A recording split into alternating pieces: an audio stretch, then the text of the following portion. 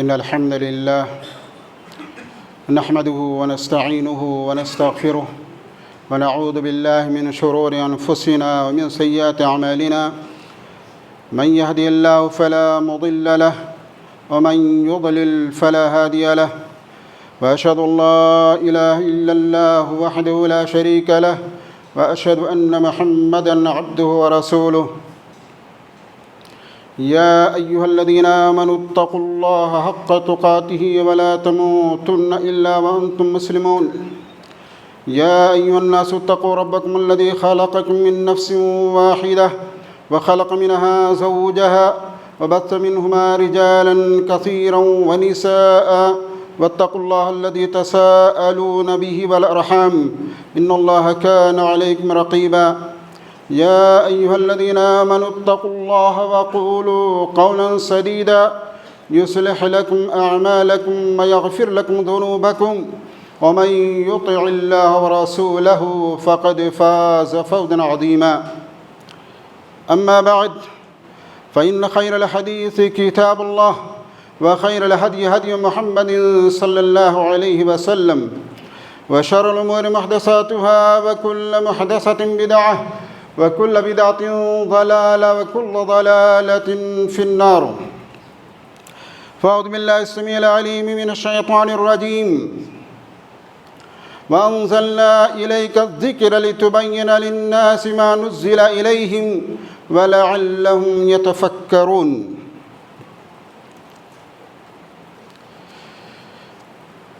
محترم و مکرم سامعین کرام، حاضرین جمعہ، بزرگوں، ساتھیوں اور دوستوں، آج موجودہ زمانے کے اندر جہاں پر بہت ساری چیزیں پیدا ہو رہی ہیں اور نئے نئے فتنوں کا وجود ہو رہا ہے، ایسے وقت میں ہماری ضرورت ہے کہ ہم اپنے اصل کو بچانے کی فکر کریں اور ان کو اچھی طریقے سے غور کرنے کی کوشش کریں اور ان پر عمل کرنے کی کوشش کریں۔ جہاں پر آپ کو مختلف قسم کے فتنے نظر آئیں گے، وہیں پر بہت سارے لوگ ایسی بھی نظر آئیں گے جو ہماری کتاب و سنت کا استہزاء کرتے ہیں، قرآن کا مذاق اڑاتے ہیں، نبی پاک صلی اللہ علیہ وسلم کے فرمودات کی کوئی اہمیت نہیں دیتے ہیں۔ تو آج میں آپ لوگوں کے سامنے اس خطبہ جمعہ کے اندر مختصر انداز میں اس بات کو ذکر کرنے کی کوشش کروں گا کہ قرآن و حدیث کی روشنی میں اور ائمہ سلف کی روشنی میں ہمارے اور آپ کے آقا جناب محمد الرسول اللہ صلی اللہ علیہ وسلم کے فرمودات کا کیا مقام و مرتبہ ہے، کیونکہ جب تک ہمارے دلوں کے اندر، ہمارے دماغ کے اندر کسی چیز کی اہمیت اترتی نہیں ہے، ہم اس کو سمجھتے نہیں ہیں کہ یہ بھی کوئی قابل قدر چیز ہے، اور جس طریقے سے جو انسان جیسا چاہا اس کے ہاں میں ہاں ملانا شروع کر دیتے ہیں۔ تو آئیے سب سے پہلے ہم آپ کے سامنے اس بات کو ذکر کریں کہ اللہ کے نبی صلی اللہ علیہ وسلم جو فرمان اللہ رب العالمین کی طرف سے لے کر کے آئے، یا جو وحی آپ کی طرف نازل ہوئی، وہ وحی آپ کے پاس میں جو نازل ہوئی وہ تین قسم کی ہے۔ ایک وحی متلو ہے جو قرآن مجید کی شکل میں موجود ہے، جس کو ہم اور آپ اور سارے دنیا کے مسلمان تلاوت کرتے ہیں اور اجر و ثواب کے لیے اس کو پڑھتے ہیں، اور جو متواتر طریقے سے ہم تک پہنچی ہوئی ہے، جس کے بارے میں کسی کا کلام نہیں، اور جس کے بارے میں رب ذوالجلال نے فرمایا اِنَّا أَنزَلْنَا الذِّكْرَ وَإِنَّا لَهُ لَحَافِظُونَ۔ اور دوسرا کلام رب جو دوسری وحی کی شکل میں ہے وہ حدیث قدسی ہے۔ حدیث قدسی کہلاتا ہے جب نبی پاک صلی اللہ علیہ وسلم کسی بات کو روایت کرتے ہیں اللہ تبارک تعالیٰ کا حوالہ دے کر، فیما یرویہ عن ربہ تبارک و تعالی، اس جملے کا استعمال کیا جاتا ہے حدیث بیان کرتے وقت، تو اس کا مطلب وہ حدیث قدسی ہے جس میں اللہ رب العالمین کے معانی اور مفاہیم ہوتے ہیں اور الفاظ کی ترکیب یہ ہمارے اور آپ کے آقا جناب محمد رسول اللہ صلی اللہ علیہ وسلم کے ہوتے ہیں۔ ایک تیسری قسم ہے وحی کی، جس میں الفاظ اور معانی سب کے سب اللہ کے نبی جناب محمد رسول اللہ صلی اللہ علیہ وسلم کے ہوا کرتے ہیں، جن کو حدیث کہا جاتا ہے۔ لیکن وہ باتیں بھی اللہ کے نبی صلی اللہ علیہ وسلم اپنے من سے اور اپنے وہم و گمان سے نہیں فرماتے، بلکہ اس کے بارے میں بھی قرآن نے فرمایا وَمَا يَنطِقُ عَنِ الْهَوَىٰ إِنْ هُوَ إِلَّا وَحْيٌ يُوحَىٰ۔ تو اللہ کے نبی صلی اللہ علیہ وسلم کے جو فرمودات ہیں اور نبی پاک صلی اللہ علیہ وسلم کے جو ارشادات ہیں وہ ہمارے اور آپ کے لیے واجب العمل ہیں، وہی ہمارے لیے قابل اتباع ہیں، ان کے مطابق چلنا ہمارے لیے ضروری ہے۔ اللہ کے نبی صلی اللہ علیہ وسلم کے فرمودات جو قرآن کے علاوہ ہیں، وحی مطلوع کی شکل میں ہیں یا حدیث قدسی کی شکل میں ہیں، میرے بھائی اور ساتھیوں یہ بہت اونچا مقام و مرتبہ رکھتے ہیں۔ اللہ تبارک تعالیٰ نے قرآن مجید کو نازل کیا، لیکن نبی پاک صلی اللہ علیہ وسلم کو قرآن کا شارح بنایا، قرآن کا مفسر بنایا، قرآن کا موضح بنایا۔ اللہ کے نبی صلی اللہ علیہ وسلم کے باتوں کا یہ کہ اہمیت ہے۔ ہم نے آپ کے سامنے خطبہ مسنونہ کے بعد میں ایک آیت کریمہ کی تلاوت کی، جس میں اللہ تبارک تعالیٰ نے فرمایا، سورہ نحل آیت نمبر 44 ہے وَأَنزَلْنَا إِلَيْكَ الذِّكْرَ، اے نبی ہم نے آپ کے پاس میں ذکر کو نازل کیا، وَأَنزَلْنَا إِلَيْكَ الذِّكْرَ لِتُبَيِّنَ لِلنَّاسِ، تاکہ آپ لوگوں کو بیان کیجئے، تاکہ آپ لوگوں کے لیے وضاحت کیجئے، لِتُبَيِّنَ لِلنَّاسِ مَا نُزِّلَ إِلَيْهِمْ، جو ان کے لیے نازل کیا گیا ہے، وَلَعَلَّهُمْ يَتَفَكَّرُونَ، شاید کہ انسان اس میں غور و فکر کریں، شاید کہ مسلمان اس میں غور و فکر کریں اور اپنے اصلاح اور اپنے فلاح و بہبودی کی چیزوں کو اس میں پا جائیں۔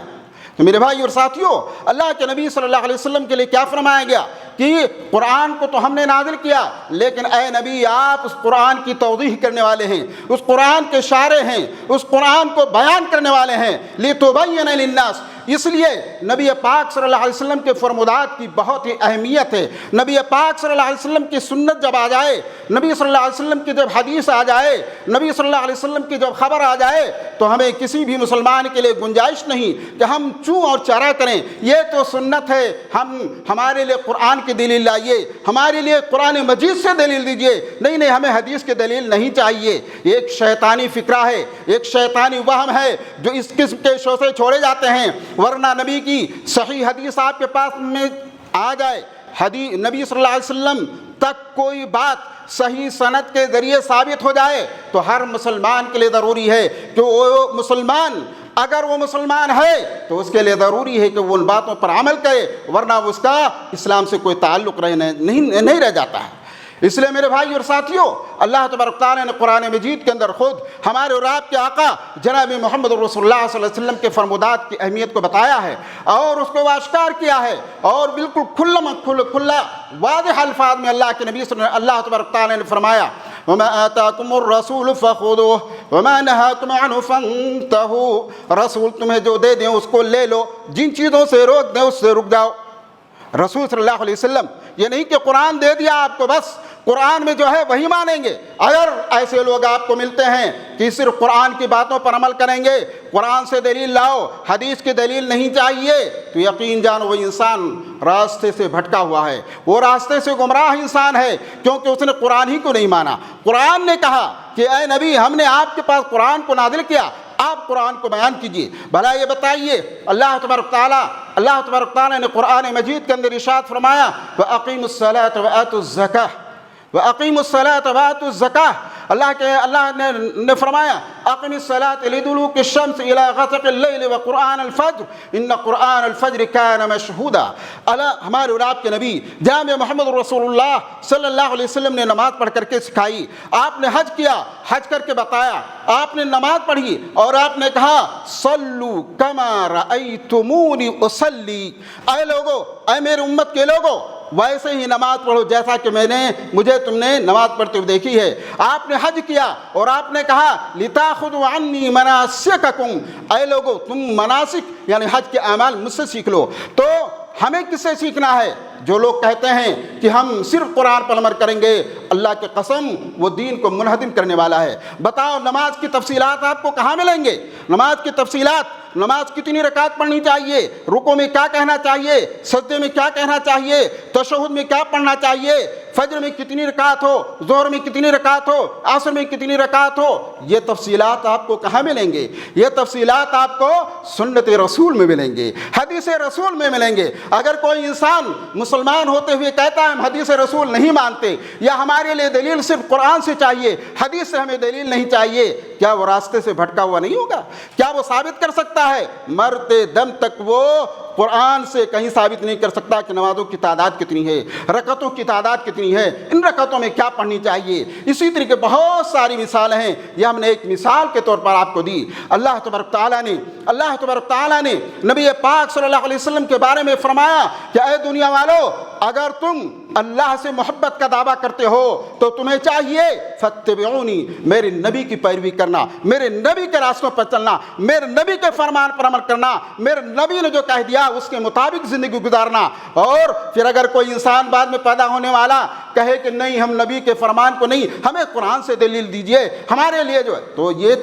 یہ تو علامات قیامت میں سے ہے۔ ایسے گمراہ لوگ پیدا ہوں گے۔ سنن ابن ماجہ کی روایت ہے، سنن ابی داؤد کے اندر بھی روایت موجود ہے، اور دوسری سنن کی کتابوں کے اندر موجود ہے، اور حدیث صحیح درجے کی ہے، جس میں اللہ کے نبی صلی اللہ علیہ وسلم نے پیشین گوئی کی تھی کہ ایک زمانہ ایسا آئے گا جس میں جو ہے کچھ لوگ ایسے پیدا ہوں گے جو مسندوں پر عائش کرتے ہوں گے، اور جب ان کے سامنے ہماری بات کو ذکر کیا جائے گا، میرے حدیث کو سنایا جائے گا، تو کہے گا نہیں، میرے اور تمہارے درمیان میں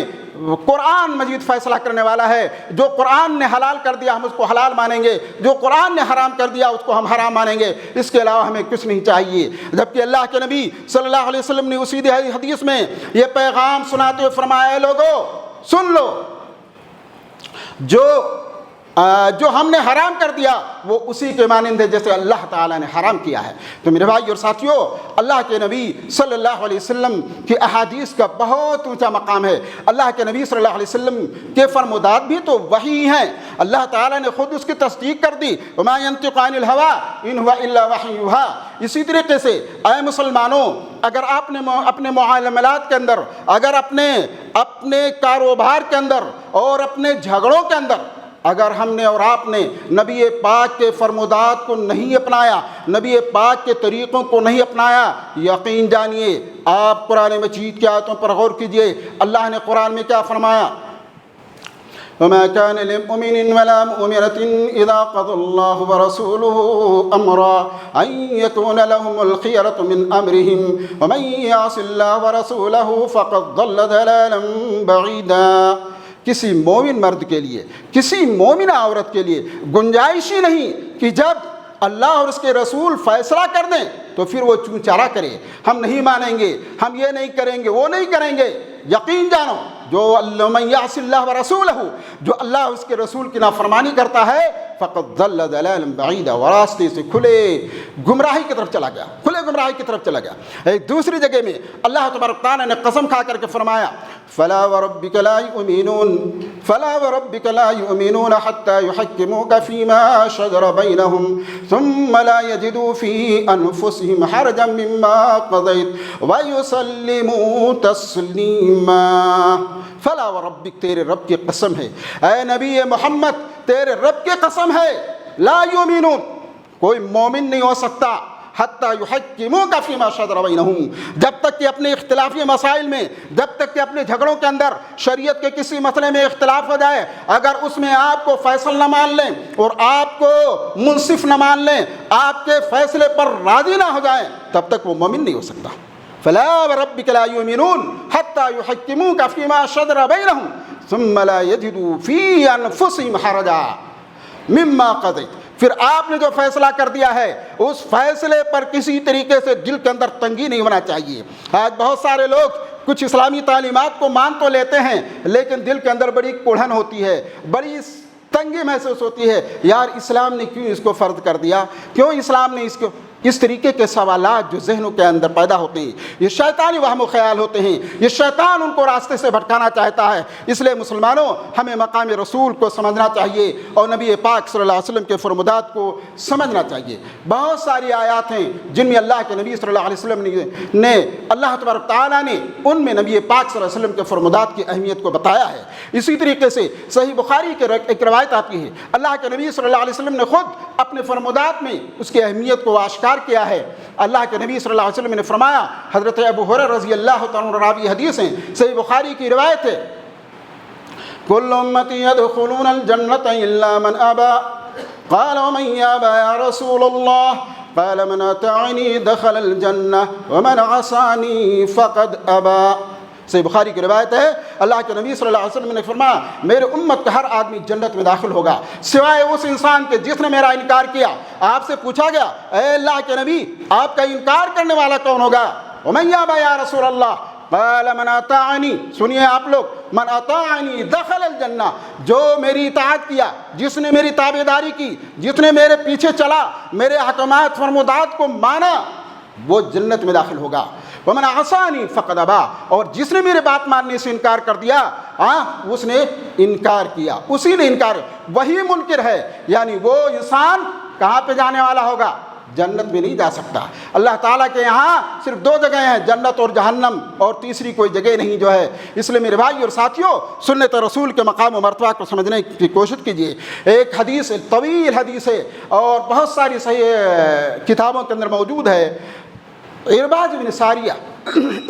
ساریہ رضی اللہ عنہ کی حدیث، معروف و مشہور حدیث ہے۔ اس میں اللہ کے نبی صلی اللہ علیہ وسلم نے حدیث کے جملے میں آخر میں فرمایا، فَإِنَّهُ مَن يَعِشْ مِنكُم بَعْدِي فَسَيَرَىٰ اخْتِلَافًا كَثِيرًا، میرے بعد تم میں سے جو بھی زندہ رہے گا بہت سارے اختلافات دیکھے گا۔ فَعَلَيْكُمْ بِسُنَّتِي وَسُنَّةِ الْخُلَفَاءِ الرَّاشِدِينَ الْمَهْدِيِّينَ مِن بَعْدِي۔ میرے بھائی اور ساتھیوں، اللہ کے نبی صلی اللہ علیہ وسلم نے بہت سارے فرمودات میں اس کی تعلیم دی ہے۔ چند ایک فرمودات آپ کے سامنے ہم نے پیش کیا ہے۔ علماء کرام کو دیکھیے، علامہ ابن تیمیہ رحمۃ اللہ علیہ کا فرمان ہے، من ابتغى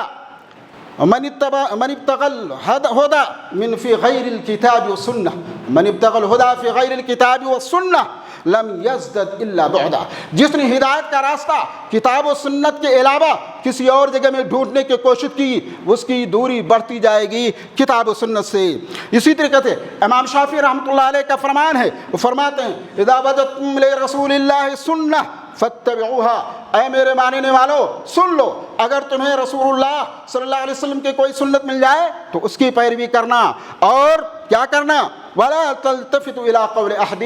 اور کسی کے بات کی طرف متوجہ نہیں ہونا۔ یہ بڑے امام ہیں، یہ بڑے ولی ہیں، یہ بڑے پیر ہیں، کسی کی بات نہیں، نبی صلی اللہ علیہ وسلم کی بات آ گئی تو خلاص، آمنا و صدقنا، یہ ایک انسان کا، ایک مسلم کا ایک معیار ہونا چاہیے۔ اسی طریقے سے میرے بھائی اور ساتھیوں، ایک دوسرے فرمان میں فرمایا، اذا صح الحدیث فهو مذهبی، یہ امام شافعی کے اقوال ہیں۔ اسی طریقے سے علامہ ابن عبد البر رحمۃ اللہ علیہ کا ایک قول ہے، وہ فرماتے ہیں، البرکۃ والخیر کلہ فی اتباع ادب رسول اللہ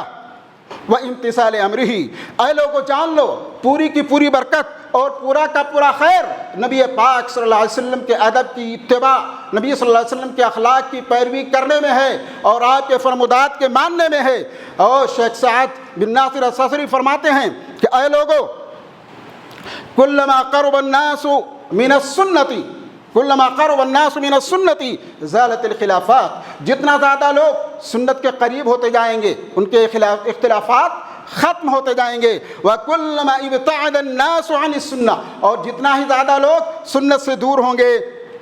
وجد الاختلاف بینہم، تو ان کے درمیان اسی قدر جو ہے اختلاف پائے جائیں گے۔ تو میرے بھائی اور ساتھیوں، اگر ہم اس دنیا کے اندر چاہتے ہیں کہ صحیح طور پر مسلمان بن کر کے رہیں تو ہمیں کسی اور کے قول اور فعل کی ضرورت نہیں ہے۔ ہمیں ضرورت ہے کہ ہم اللہ اور اس کے رسول صلی اللہ علیہ وسلم کے فرمودات کو مانیں، اور رسول اللہ صلی اللہ علیہ وسلم کا جب فرمان آ جائے تو آمنا و صدقنا۔ آج لوگ سنت کہہ کر کے بہت ساری چیزوں کا مذاق اڑا لیتے ہیں اور چھوڑ دیتے ہیں، لیکن آئیے میں ایک مثال بہت ہلکے انداز میں دوں۔ ایک مرتبہ کا واقعہ ہے، حضرت عبداللہ بن عمر رضی اللہ تعالیٰ عنہ صحابی حدیث ہیں، انہوں نے ایک حدیث پیش کی، لا تمنعوا اماء اللہ من المساجد، اے لوگوں عورتوں کو مسجدوں میں جانے سے مت روکو۔ ان کا ایک بیٹا تھا، بعض روایتوں میں ذکر آتا ہے کہ بلال نام تھا، بلال نے کہا انا لنمنعہن، ہم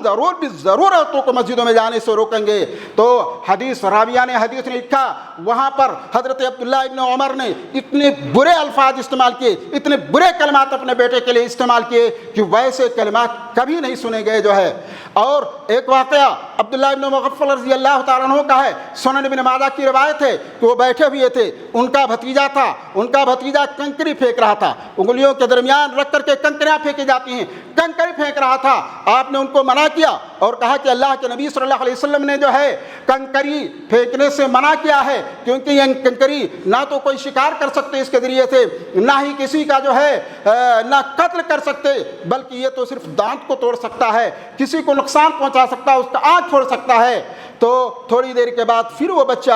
وہ لڑکا دوبارہ پھینکنا شروع کر دیا۔ حضرت عبداللہ ابن مغفل ناراض ہوئے، اس قدر ناراض ہوئے کہ اس سے کہا میں نے تجھے نبی کے فرمان کو سنایا اور اس کے باوجود تو یہ حرکت کر رہا، تو جا، اب میں تجھ سے کبھی بات نہیں کروں گا، تو ہمارے صحابہ کرام وہ جیل، وہ نسل جن کو نبی صلی اللہ علیہ وسلم نے تیار کیا تھا، اس نسل کے اندر عظمت حدیث کیسی تھی اور آج ہمارے نسل کے اندر عظمت حدیث کیسی ہے۔ میرے بھائی و ساتھیوں، ہر ایک کو غور کرنے کی ضرورت ہے، لمحہ فکریہ ہے، ہر ایک مسلمان کے گھر میں حدیثیں موجود ہوتی ہیں، ان کا احترام ضروری ہے۔ حدیث پڑھانے والے موجود ہوتے ہیں، ان کا احترام ضروری ہوتا ہے، تب جا کر کے نبی پاک صلی اللہ علیہ وسلم کی سنتوں سے آپ کی حقیقی طور پر محبت ہوگی۔ بارک اللہ لی ولکم فی القرآن العظیم ونفعنی وإیاکم بالآیات والذکر الحکیم، انہ تعالی جواد کریم ملک بر رؤوف رحیم۔